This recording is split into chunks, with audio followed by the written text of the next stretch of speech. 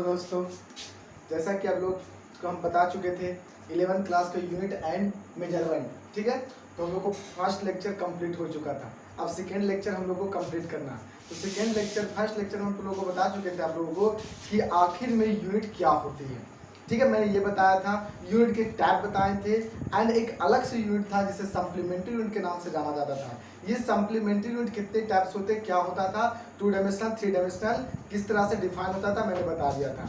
अब हम समझेंगे कि सप्लीमेंट्री यूनिट का सेकेंड टैब्स होती है सॉलिड एंगल। ये सॉलिड एंगल क्या होती है, ध्यान से समझो, ठीक है। सॉलिड एंगल क्या होती है, चलो स्टार्ट करते हैं कि सॉलिड एंगल क्या होती है। तो सॉलिड एंगल का मतलब समझना है कि वैसा एंगल, ठीक है, वैसा एंगल जो सबटेंडेड हो टू सरफेस एरिया के द्वारा। जो एंगल टू सरफेस एरिया के द्वारा सबटेंडेड होता है उसे सॉलिड एंगल के नाम से जाना जाता है। तो ध्यान से दो, लिखे हम क्या सॉलिड एंगल में, the angle subtended by to surface area is called solid angle. या भी हम लोग बोल सकते हैं अदर डिफरेंसेस इसको, it is defined as the ratio of surface area of 3 dimensional geometrical figure as like बोल सकते हैं sphere, cube, cone and the square of theirs radius, that is called solid angle. Solid angle का मैंने मतलब बता रहा हूं, देखो सॉलिड एंगल का मतलब जब भी सॉलिड एंगल डिफाइन रहेगा तो याद रखना 3 डायमेंशनल के लिए, और मैंने प्लेन एंगल में बताया था 2 डायमेंशनल के लिए। तो 3D डायमेंशनल कर रहे हैं तो इसका मतलब 3D आएगा। 3D का मतलब जिसमें लेंथ, ब्रेथ और हाइट तीनों, उसे 3 डायमेंशनल ज्योमेट्रिकल बोलते थे। फॉर एग्जांपल के लिए स्फीयर, क्यूब, कोन। स्फीयर, कोन, स्फीयर हो गया, कोन हो गया, क्यूब, ये सब कैसा 3 डायमेंशनल के लिए। तो ये सब के लिए सॉलिड एंगल डिफाइन होती है। सॉलिड एंगल का मतलब समझना कि किसी भी एक स्फीयर में, सपोर्ट इट में ये स्फीयर ले लिया, ये सर्कल नहीं है, स्फीयर है, तो ये स्फीयर के सेंटर से काट को इस तरह से निकालो ना ताकि ये कुछ एरिया के साथ निकले, और जो यहाँ पर कौन जो एंगल बनेगा वही मेरा एंगल सॉलिड एंगल कहलाएगा। जैसे मैं इसको काट के इधर निकाल चुका हूँ, देखो इस तरह अगर निकालना चाहोगे तो ये ऐसा निकलेगा फिगर, ऐसा। तो ये जो मेरा एरिया होगा और ये जो मेरा रेडियस होगा, और इस दोनों रेडियस के द्वारा जो एंगल सबटेंडेड होगा इस एरिया की मदद से, उसे सॉलिड एंगल के नाम से जाना जाएगा। और यही सॉलिड एंगल को हम लोग ओमेगा या इस तरह से दिखाते हैं, ठीक है। इस तरह से याद रखना। इस तरह से हमें सॉलिड एंगल का जो फॉर्मूला होता है, area upon R square, area upon R square. Area is the surface area किसका, सॉलिड एंगल का। वो सॉलिड एंगल कौन हो सकता है, स्फीयर हो सकता है, क्यूब हो सकता है, कोन हो सकता है। ये स्फीयर, क्यूब, कोन में से कोई भी एरिया, सरफेस एरिया, और उस सरफेस एरिया में और उस 3 डायमेंशनल जो बनाया गया क्या था, रेडियस था, उसके स्क्वायर की रेशियो हमें क्या देगा, सॉलिड एंगल देगा। इस बात को ध्यान से रखना। यहाँ पर देखो इसी तरह से तुम समझ सकते हो, अगर आप किसके बात करते हैं, अगर क्यूब की बात करते हैं तो क्यूब किस तरह से होता है, एक घन की तरह होता है, इस तरह से होता है। सपोर्ट मैं एक घन छापता हूँ, ये हो गया मेरा घन, देखिएगा ये हो गया घन, और इस घन का हम लोग क्या बनाना चाहते हैं, सॉलिड एंगल इसमें निकालना चाहते हैं। तो ध्यान से देखना, इस बीचों बीच में इसकी एकदम सेंटर, एकदम बीचों बीच में, तो बीचों बीच में जो इसकी सेंटर होगी एकदम बीचों बीच में, वो इसको एकदम निकालना चाहो। देखो ये इसको इधर से मिला, ये इसको इधर से मिला, और ये इसको इधर से मिला, ये इसको इधर, तो चारों कोनों से मिलाओगे ना फिर इस तरह से एंगल बनेगा सॉलिड एंगल। तो ये चारों तरह से इसके द्वारा जो बनाया गया एंगल होगा यहाँ पर ही, उसी को ओमेगा बोलेंगे, दैट मींस सॉलिड एंगल बोलेंगे। ये मेरा सरफेस एरिया, ठीक है, और ये मेरा रेडियस का काम करेगा। तो इस सरफेस एरिया एंड रेडियस का स्क्वायर के रेशियो को हम लोग ओमेगा बोलते हैं। जहां पर W या फिर इस तरह से रो, इसको ओम बोलते हैं। इस तरह से इसे हम लोग डेल्टा दिखाते हैं, दैट मींस ये ओमेगा। ओमेगा का मतलब समझना इज द सॉलिड एंगल। जब भी इस तरह से साइन लिखे W या फिर इस तरह से, उसे सॉलिड एंगल का साइन बोले जाते हैं, ठीक है। आगे देखते हैं क्या, A is the surface area of 3 dimensional geometrical figure. इस बात को ध्यान देना। आगे R is the radius of sphere subtends, spherical subtends. जब भी यहाँ जो R होगा वो स्फेरिकल सबटांस के लिए होगा। इस तरह से आगे important points of solid angle देखते हैं। सॉलिड एंगल का इंपॉर्टेंट पॉइंट क्या है, तो जब भी सॉलिड एंगल को दिखाएंगे तो ओमेगा दोनों, दोनों को ओमेगा पढ़ते हैं। इस तरह से याद रखें, दोनों को ओमेगा पढ़ेंगे, इस तरह का साइन W की तरह, और इस तरह ओम के जैसा जो है ना लाइक, उसे ओमेगा पढ़ते हैं। इसकी जो यूनिट होती है अस्टेरेडियन होती है। इसकी डायमेंशनल फॉर्मूला कुछ भी नहीं होती है। तो अगर कुछ भी नहीं हो तो m के पावर 0, l के पावर 0, t के पावर 0, या बोल सकते हो dimensional less, dimensional less, dimensional less. यहाँ जगह नहीं था इसलिए यहाँ पर लगा दिया लेस, इसलिए याद रखना। आगे फॉर्मूला ऑफ सॉलिड एंगल बताया, omega equal to area upon R square. अगर इस तरह से अगर सॉलिड एंगल तुम लोगों को समझ में आ गया तो बहुत अच्छा। तो इस तरह से मैंने बताया कि सॉलिड एंगल जब भी डिफाइन होता है तो 3 डायमेंशनल के लिए, 3D ज्योमेट्रिकल स्फेरिकल के लिए, तो 3D कौन है? स्फीयर है, क्यूब है, कौन है? तीनों में से कोई भी ले लो, सबके लिए क्या होगा ना, सॉलिड एंगल डिफाइन होगा, सबके लिए सॉलिड एंगल डिफाइन होगा। क्यों? क्योंकि वो 3 डायमेंशनल से मिलकर बना होता है। तो 3 डायमेंशनल दैट मींस समझना कि उस सॉलिड एंगल में का मतलब समझना कि किसी भी कोन, स्फीयर या भी बोल दिया जाए क्या, कोन, तो कोन, स्फीयर, क्यूब, उसमें से कोई भी रहा, सबके लिए 3D डायमेंशनल है। और जब भी 3 डायमेंशनल है तो हमेशा क्या होगा, हमेशा सॉलिड एंगल डिफाइन होगा। इस तरह से अगर सॉलिड एंगल का अगर क्वेश्चन सोल्व करना हो तो किस तरह से करेंगे वो देखते हैं। तो सपोज मैंने एक क्वेश्चन दिया कि find the solid angle for a spherical substance, एक स्फेरिकल सब्सटेंस है। मान लीजिए सपोज देखो इसका सॉल्यूशन देखते हैं, किसका, इसका सॉल्यूशन, पहला का सॉल्यूशन देखते हैं, पहला का सॉल्यूशन देखते हैं। यहां पर कहता है find the solid angle for a spherical substance, spherical substance के लिए, ठीक है, सॉलिड एंगल क्या होगा। तो मैंने एक स्फीयर ले लिया, दैट मींस जिसको बॉल की जैसा ले लो, इस तरह से यह स्फीयर है, गोलाकार है, सर्कल नहीं है, गोलाकार है। तीसरे से यहां सेंटर पर कितना इसका एंगल सबटेंडेड होगा, सॉलिड एंगल, वो हम लोग को निकालना है। तो सॉलिड एंगल कितना, दैट मींस ओमेगा, ओमेगा हम लोग को पता करना है। तो हम लोग को पता है, चूंकि हम लोग जानते हैं क्या, वी नो दैट, चूंकि वी नो दैट क्या, चूंकि वी नो दैट हम लोग जानते हैं कि the surface area of a sphere is 4 pi r square। Surface area क्या होता है, 4 pi r square, that means a की वैल्यू यहाँ पर 4 pi r square है, ठीक है। और इसकी रेडियस कितनी होगी, r होगी, r ही ना होगी। तो इस तरह से इसकी ओमेगा जो निकलेगा फार्मूला होगा, तो एरिया पर r स्क्वायर होती है, एरिया तो इसकी 4 pi r स्क्वायर हो गया, r स्क्वायर से r स्क्वायर कट जाएगी, इस तरह से 4 pi स्टेरेडियन हो जाएगी। दैट मींस किसी भी सॉलिड, किसी भी स्फेरिकल सब्सटेंस हो, चाहे स्फेरिकल इतना छोटा हो, ये इतना बड़ा हो, कितना भी बड़ा, सब के लिए क्या होती है ना, उसकी सॉलिड एंगल 4 pi स्टेरेडियन होती है। अगर स्फेरिकल सब्सटेंस की बात करें, चाहे स्फीयर कितना भी बड़ा हो, कितना भी छोटा हो, उसके लिए हमेशा जो सॉलिड एंगल जो होती है ओमेगा, ओमेगा हमेशा कितनी होती है, 4 pi स्टेरेडियन होती है। इस बात को याद रखना, हमेशा 4 pi स्टेरेडियन, चाहे रेडियस कुछ भी दे दे, चाहे उसकी क्षेत्रफल कुछ दे दे, हमेशा उसकी 4 pi आएगा, चाहे छोटा हो या बड़ा हो, उसे कोई मतलब नहीं। आगे देखो दूसरा क्वेश्चन कैसे सोल्व करेंगे। तो कहते हैं find the solid angle of A 0 point, यहाँ पर लिखे 0.5 सेंटीमीटर, हम लोग को निकाला find the solid angle of A 0.5 centimetre, radius of A 12.5 centimetre square, area of A 3 dimensional geometrical figure. That means कहते हैं 3D ज्योमेट्रिकल फिगर है, 3D ज्योमेट्रिकल फिगर है। तो जब 3D ज्योमेट्रिकल फिगर को भी एक 3D ज्योमेट्रिकल फिगर ले लेते हैं, और उस 3D ज्योमेट्रिकल फिगर का हम लोग का क्या दिया हुआ, एरिया दिया होगा। तो एरिया हम तुम लोग को पता कितना, एरिया कितना पता, 12.5 सेंटीमीटर स्क्वायर पता, और इसकी रेडियस कितनी पता है, रेडियस इसका हम लोग को पता है 0.5 सेंटीमीटर। तो इस तरह से हम सॉलिड एंगल निकाल सकते हैं, किससे, फार्मूला से। तो इस तरह से हम देखो फार्मूला से निकाल के बताते हैं। इसको मिटा रहे हैं, ये वाला समझ गया होगा, इसको मिटा रहे हैं, थोड़ा सा नोट्स करो, देखो ध्यान से, नोट्स हो गया, वीडियो को पॉज करके उतार लेना। तो आजकल 0.5 सेंटीमीटर हम लोग का सॉलिड एंगल निकाला, ये वाला सॉल्यूशन कर रहे हैं, ठीक है। इसके लिए सॉलिड एंगल क्या होगी, हम लोग को दिया क्या, एरिया दिया हुआ है 12.5 सेंटीमीटर स्क्वायर, ठीक है, रेडियस दिया हुआ है 0.5 सेंटीमीटर, सॉलिड एंगल निकालना है। सॉलिड एंगल का फॉर्मूला होता है एरिया अपॉन r स्क्वायर, बोलो होता है कि नहीं। तो इस तरह से सॉलिड एंगल का फॉर्मूला निकालेंगे, एरिया कितना है 12.5 सेंटीमीटर स्क्वायर दिया हुआ है, और इस तरह से रेडियस कितना है 0.5, यहाँ पर फॉर्मूला में तो r स्क्वायर होता है, इसको स्क्वायर करना पड़ेगा। तो इस तरह से हमको 12.5 अपॉन कितना हो जाएगा, बोलो इसको स्क्वायर कर देंगे तो 2.5 हो जाएगा कि नहीं, पॉइंट से पॉइंट हटेगा कि नहीं, 25 कटेगा कि नहीं, 5 गुना 5 कम हो जाएगा कि नहीं, बोलो 5 गुना 25, 25 बार में फिर 25, दैट मींस 5 स्टेरेडियन हो जाएगा। 5 SR आंसर, दैट मींस कहने का मतलब है कि किसी एक ऐसी ज्योमेट्रिकल, एक 3D ज्योमेट्रिकल फिगर होगा जो इतना सेंटीमीटर एरिया वाले, इतना सेंटीमीटर रेडियस वाले जो एंगल सबटेंडेड करेगा सेंटर पर, वो 5 स्टेरेडियन होगा।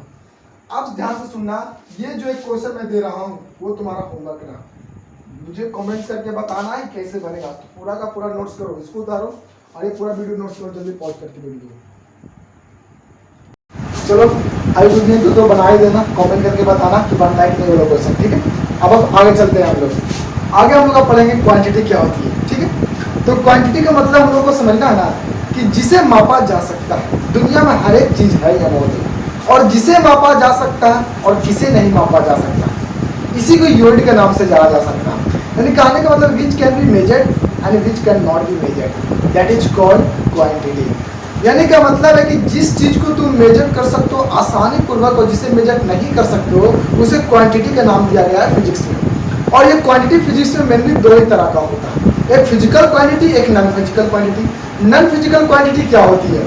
जिस क्वांटिटी को हम माप नहीं सकते, यानी कि which quantity does not measure, यानी which can not be measure, यानी कि वैसा those quantity which can not be measure, वैसा क्वांटिटी जिसे मापा नहीं जा सकता, उसे नॉन फिजिकल क्वांटिटी के नाम से जाना जाता है। अब किसे नहीं मापा जा सकता, तो सुनो किसे नहीं मापा जा सकता। हम सुंदरता को नहीं माप सकते, हम ईमानदारी को नहीं माप सकते, हम दुख कितना है नहीं बता सकते, लोग कितना सुख है हम नहीं बता सकते, लोग कितना अमीर है ये नहीं बता सकते हैं।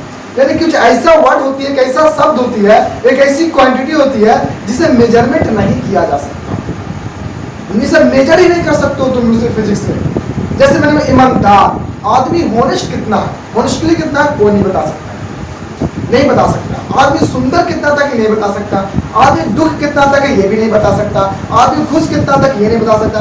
दैट मीन्स मेरे कहने का मतलब है हैप्पीनेस को, सैडनेस को, होनेस्टी को एंड ब्यूटीफुल को हम लोग मेजर नहीं कर सकते, इसीलिए इसे नॉन फिजिकल क्वांटिटी के अंतर्गत रखा गया है। लेकिन अगर बात की जाए फिजिकल क्वांटिटी की, तो फिजिकल क्वांटिटी की वैसी क्वांटिटी होती है जिसे आसानी से मेजर कर देंगे, और जिस क्वांटिटी को मेजर करेंगे उसकी कुछ ना कुछ वैल्यू होगी, और जो वैल्यू होगी उसे नॉमिकल वैल्यू के नाम से जाना गया है। जब किसी फिजिकल क्वांटिटी को मेजर किया जा रहा है तो उसकी कुछ ना कुछ तो यूनिट होनी चाहिए। अब कौन सी यूनिट होगा? तो जब भी हम फिजिकल क्वांटिटी को मेजर करते हैं तो जिसे मापा जा सके उसे फिजिकल क्वांटिटी, और जिसके द्वारा मापा जा सके उसे यूनिट के नाम से जाना जाता है। मैंने बताया था दी हैव टू नेसेसरी ऑफ सब standard major for measurement of final physical quantity, that is called unit. मैंने बताया था कि किसी भी चीज को मापने के लिए जिस स्टैंडर्ड मेजर की आवश्यकता पड़ा उसे यूनिट नाम पड़ा। जैसे मैं इस मार्कर की लेंथ को मेजर करने के लिए मीटर की आवश्यकता पड़ा, यानी metre is the unit of this marker. यानी कहने का मतलब है कि किसी भी फिजिकल क्वांटिटी को मेजर करने के लिए जिस चीज की आवश्यकता पड़ा उसे यूनिट नाम पड़ा।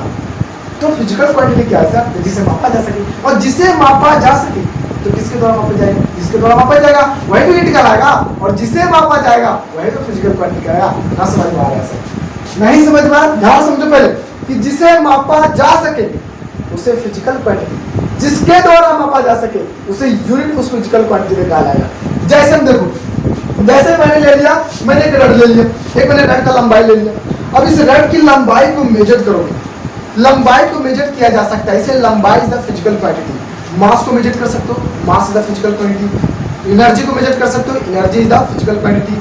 पावर को मेजर कर सकते हो, पावर इज द क्या? Physical quantity. कि हर एक जिसे मापा जा सके फिजिकल क्वांटिटी। याद रखें, displacement, speed, velocity, energy, force, momentum, torque, all के और सभी के सभी फिजिकल क्वांटिटी को मेजर किया जा सकता है, क्योंकि फिजिकल ही क्वांटिटी कहता है जिसे मापा जा सके, चाहे वह डिराइव्ड यूनिट हो चाहे वह फंडामेंटल यूनिट हो। मैंने बताया फंडामेंटल 7 होते हैं, तो कोई फंडामेंटल यूनिट हो और फंडामेंटल यूनिट को मेजर किया जा सकता है, और सबको अलग अलग द्वारा मेजर कर सकता है, इसलिए सब अलग अलग होते हैं। अगर बात की जाए लंबाई की तो मीटर के द्वारा, अगर बात की जाए मास की तो केजी के द्वारा, अगर बात की जाए टेम्परेचर को तो केल्विन के द्वारा, अगर बात की जाए इलेक्ट्रिक करंट को तो एम्पीयर के द्वारा, अगर बात की जाए अमाउंट ऑफ सब्सटेंस को तो मोल के द्वारा, अगर बात की जाए इसका लुमिनस इंटेंसिटी को तो कैंडेला के द्वारा। यानी कि हर एक चीज को मेजर किया जा सकता है, और जिसे मेजर किया जा सकता है उसे हम लोग फिजिकल क्वांटिटी के नाम से जानते हैं, और जिस स्टैंडर्ड मेजर के द्वारा मापा जा सकता है उसे यूनिट के नाम से जाना जाता है। अगर समझा जाए तो ध्यान से समझना कि जैसे मैंने एक लंबाई ले लिया तो लंबाई को मापा जा सकता है, तो लंबाई तो फिजिकल क्वांटिटी, और जिसके द्वारा लंबाई को मापेंगे आप कॉस्ट मीटर से मापोगे ना, तो metre is the unit of length, और length is the physical quantity, because length को मेजर किया गया मीटर में, तो metre is the unit of length, लेकिन length is the physical quantity. I hope कि तुम लोग को अब समझ में आ रहा होगा।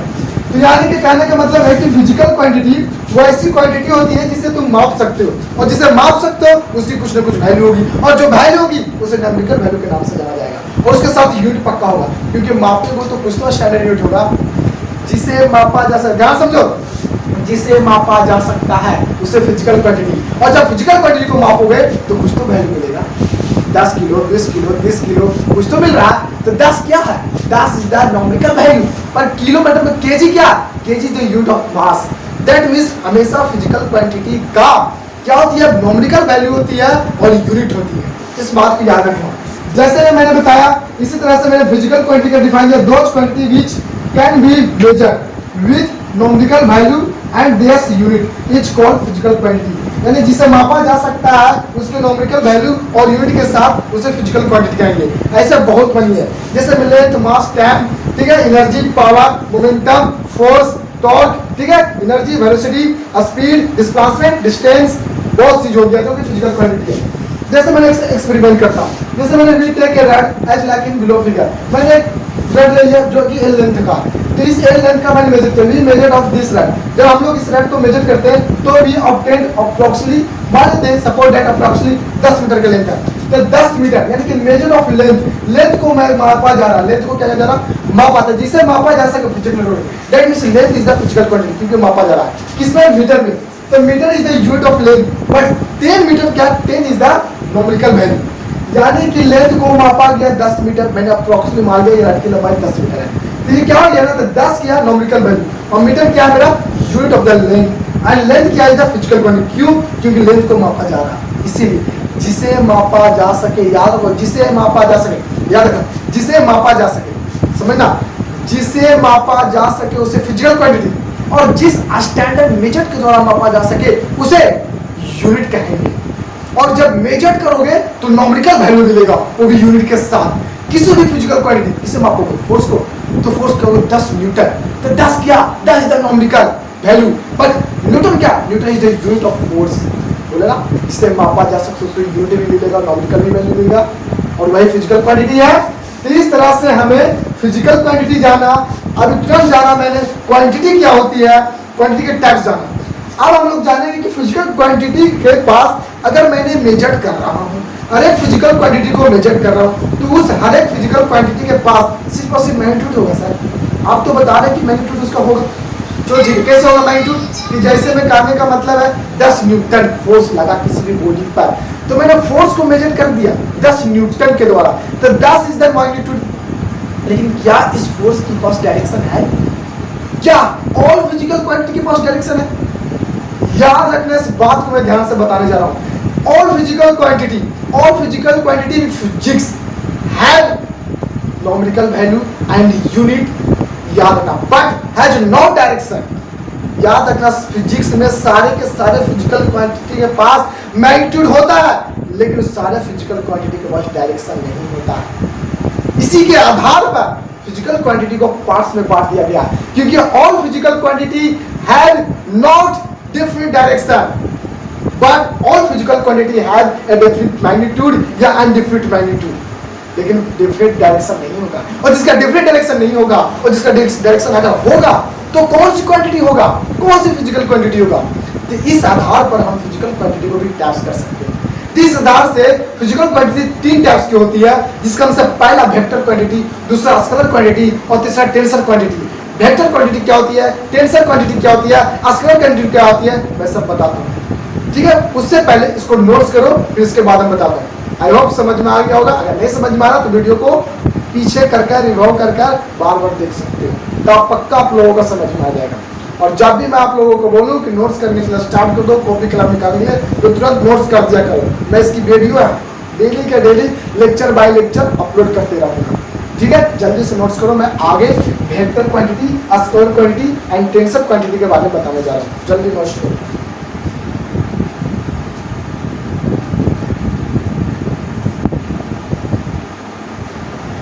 जैसा कि हम आप लोगों को बताएं कि फिजिकल क्वांटिटी क्या होती है, मैंने बताया था फिजिकल क्वांटिटी को याद करो, बताएं फिजिकल क्वांटिटी मैंने बताया जिसे मापा जा सके।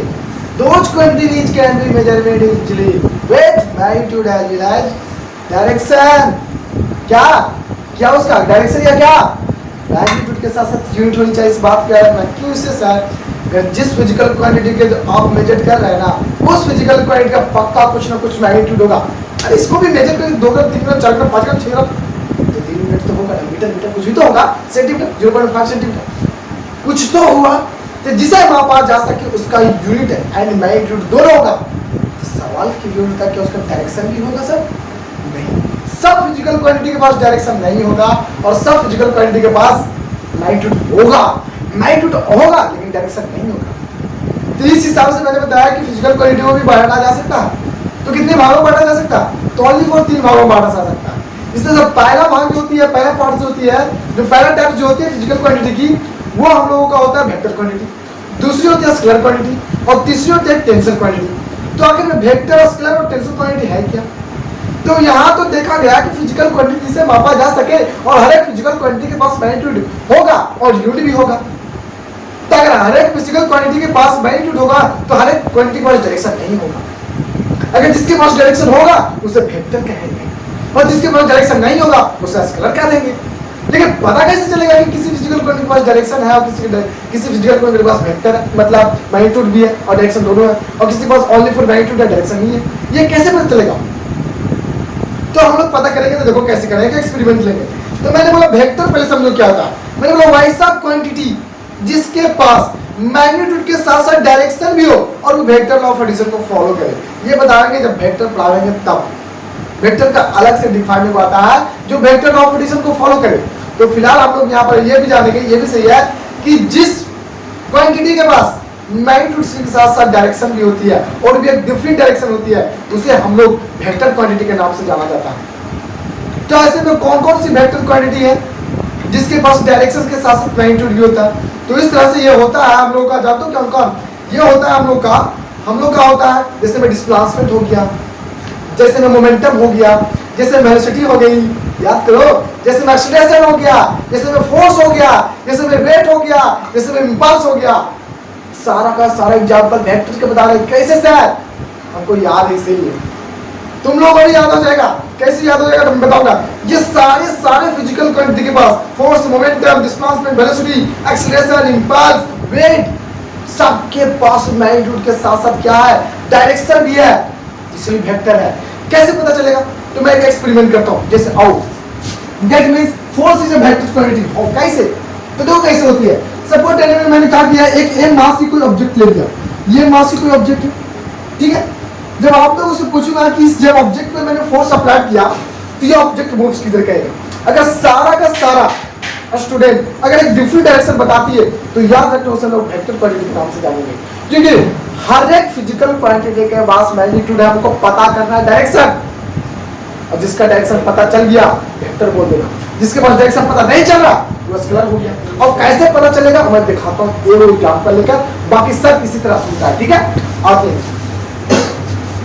तो मैंने एक ऑब्जेक्ट लिया जिसकी मास m है, जो कि रखा हॉरिजॉन्टली पर, ठीक है। और ये जब हॉरिजॉन्टली पर m मास की कोई ऑब्जेक्ट लगा, अब इस ऑब्जेक्ट पे मैंने फोर्स अप्लाई किया, तो जब तक किसी भी बॉडी में मूव्स नहीं हो सकता जब तक इस पर अनबैलेंस फोर्स नहीं लगे। अगर उस पर बैलेंस फोर्स लगा तो बॉडी आज तक मूव्स नहीं किया। इस बात को ध्यान रखना। फिजिक्स ही कहता है कि किसी भी बॉडी को मूव करने के लिए उस बॉडी पर बैलेंस फोर्स लगनी चाहिए, बैलेंस फोर्स नहीं, क्योंकि बैलेंस फोर्स लगने पर किसी भी बॉडी में चेंज नहीं आता है। अगर दुनिया में किसी भी ऑब्जेक्ट के पास मूव करना चाहते हो ना तो याद रखना यार, उसके पास हमेशा उस बॉडी के पास कौन सी फोर्स होनी चाहिए? अनबैलेंस फोर्स होनी चाहिए।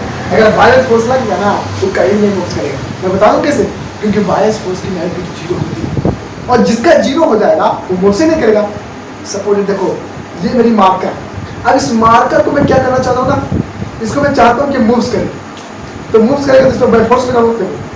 क्या फोर्स लगाया लेकिन मूव्स किया नहीं, क्योंकि मेरा हाथ का जो हैंड का फोर्स लगा ना उसकी मैग्नीट्यूड जीरो था, इसलिए मूव सकता है। जब भी किसी वस्तु पर अगर फोर्स अप्लाई करती है और उस फोर्स की कुछ ना कुछ मैग्नीट्यूड होती है तो पक्का उस ऑब्जेक्ट में क्या आएगी? वेलोसिटी आएगी, मूव्स मोशन नाम की चीज आएगी।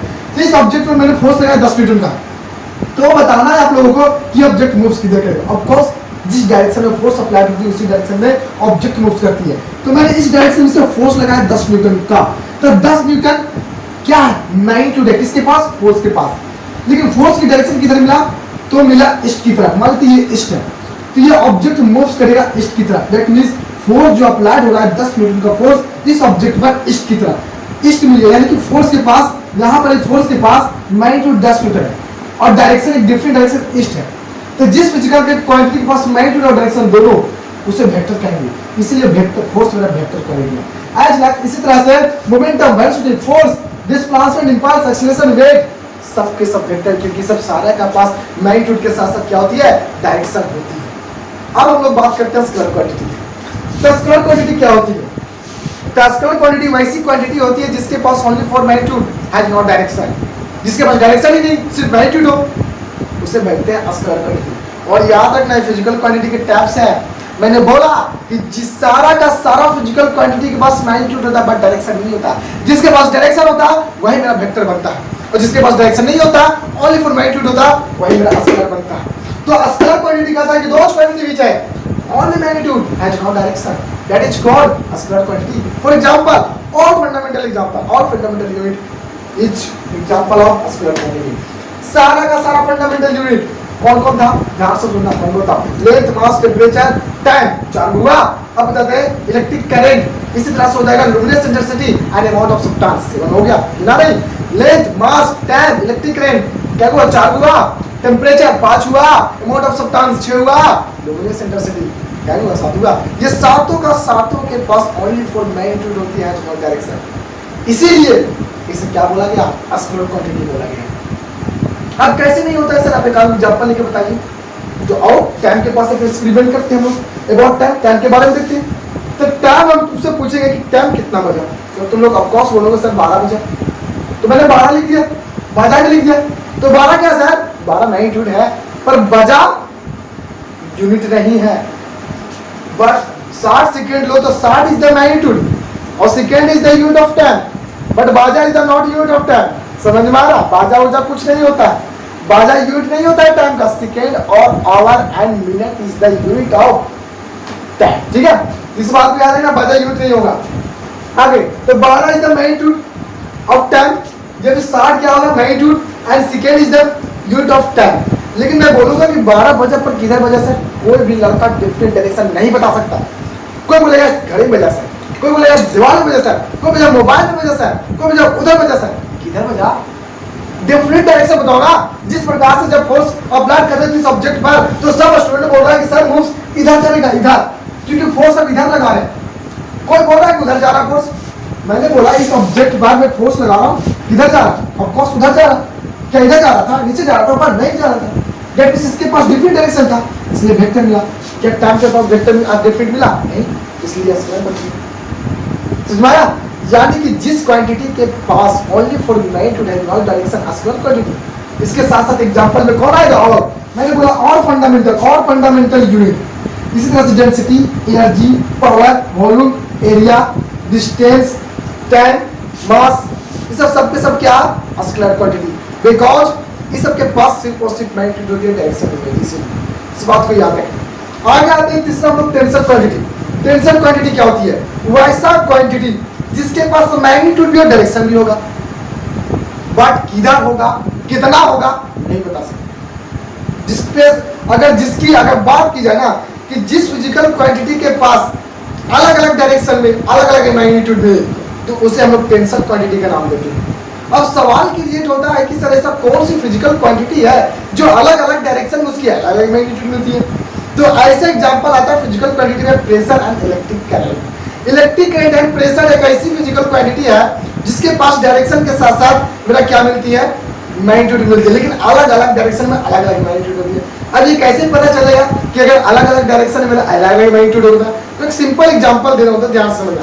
सपोज दैट मैंने एक बैलून ले लिया, उस बैलून में मैंने गैस भर दिया, तो बताओ तुम लोग कि क्या उस गैस का प्रेशर उस बैलून के वॉल्स पर लगावेगा। ऑफ कोर्स प्रेशर क्या होता है तुम लोग बता सकते हो, द फोर्स एक्सटेंडेड या force acts on any body per unit area of body, that is called pressure.